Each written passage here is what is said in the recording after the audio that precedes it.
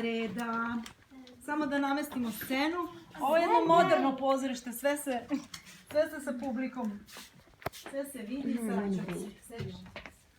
a vi znate napamet, ne treba vam. Zole, priđi. Stvarno znam da znate napamet, ovo bez veze duže.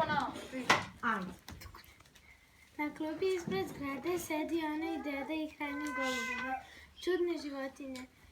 Stalno trče da uhvate mrvice koje padnu daleko od njih, umesto da hvataju mrvice oko njih.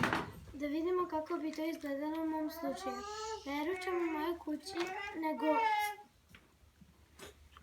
Malo ko tetarade na trećem spratu, pa strčim niz stepenice do drugog sprata kod Vasilise. I onda odem kući Kasave. Znači ti to meni smiješ ili mojim golubovima? Smijem se sebi. Bravo. Šta bravo? Bravo za smijeh na svoj račun. To znači da nisi kukavica. A ko je kukavica? Oni koji se smije drugime iza leđa. Na svoj račun. Oni koji se smije na svoj račun. Drugima iza leđa. Da li ste vi kukavica? Ne, ja sam matori namčar. Mogu li da sadim? Samo izvoli. Hoćeš da hraniš golubove? Hoću. A da li hoće da im pročitaš nešto iz novina, zaboravio sam naočare?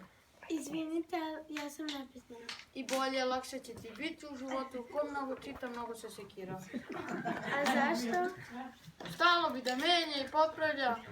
Nešto, to je teško. A zašto je to teško? Ljudi ne vole promene.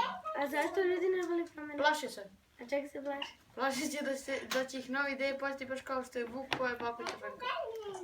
Bravo. Bravo.